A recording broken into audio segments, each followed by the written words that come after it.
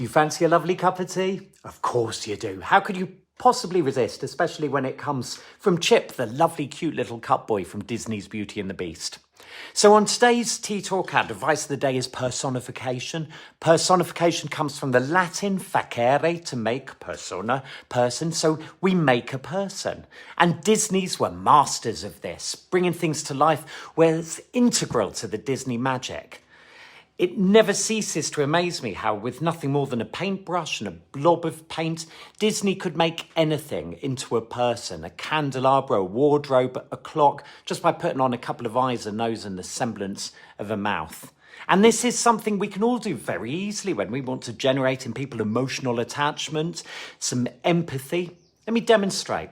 I want you to imagine that this is the most special person in your life, the person you love more than anyone else, maybe a family member, maybe a friend. Hello, how are you today? I miss you. And they're gone. It's crazy, isn't it? You see how easy it is for us to transfer, to see things as things which they are not, generating emotional attachments and empathy simply through transference. Well, imagine if you could achieve that effect with your ideas, companies, products, if they could appear like close friends or family members. Imagine the power you could have. And you can. Many companies use personification to create brand love. There are tons of examples of this around the kitchen, just Mr. Muscle and so on. But one of the biggest examples is probably Amazon. Just look at their logo. See the eyes, the smile there? It's speaking straight to your subconscious, subtly suggesting, I'm your friend. It's irresistible because as human beings, we are irresistibly attracted to human faces. But of course, where Amazon really scored a blinder was with Alexa. You'll have seen for yourself how so many people speak to Alexa as if she's a person. Alexa, tell me a joke. And this emotional attachment really makes a difference. Studies have found a correlation between the extent to which people personify Alexa and their levels of customer satisfaction.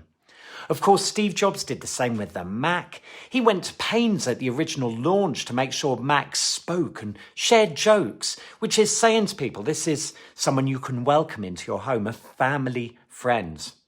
Maybe OpenAI missed a bit of a trick with ChatGPT. Perhaps they should have called it Chatty Gupta, the best intern you've ever had. It'll never get angry, never get tired, and never ask you for a pay rise.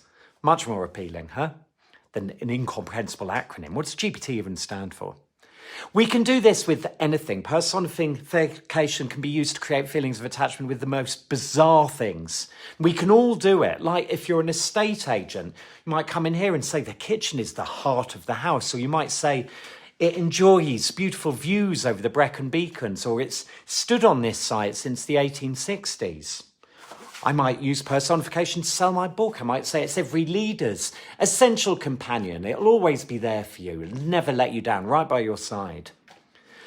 You can also use personification to make a company more lovable. Of course, on its own, a company is an abstract entity, just a legal form, a certificate of incorporation, and some memorandum and articles of association.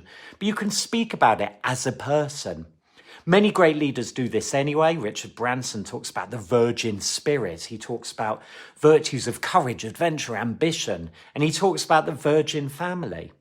He might also talk about grasping opportunities, having our best foot forward, getting fit and strong.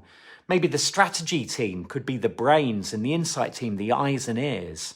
Begs the question, which team is the arsehole of the company, but I won't go there. So you see, personification is a natural metaphor to use if we want to generate love, affection, and make things relatable and more appealing. We can use it at home as well. I remember when my daughters were little, I could make them laugh like drains with personification. If they tripped over a chair, I might tell the chair off, bad chair, naughty chair, you're not going to come for dinner tonight. We're not going to sit on you anymore. They'd laugh like crazy. But we can also use personification to make them more amenable to things. So instead of saying, eat your vegetables, you might say, Mr. Carrot's looking a bit lonely, a bit sad. And of course, we might introduce tea in this way. Like the famous song, I'm Little Teapot, short and stout. Here's my handle, here's my spout. Of course, my girls love tea now. White one sugar if you're offering, but they love tea with character. They love tea that comforts. They love tea that heals. They love tea that soothes and whispers in their ear at the end of the day. Just relax. Everything's all right. Anyway, I must go. Tea's calling. Maybe you fancy a cheeky cup of tea now. Anyway, great to see you. I hope this video spoke to you.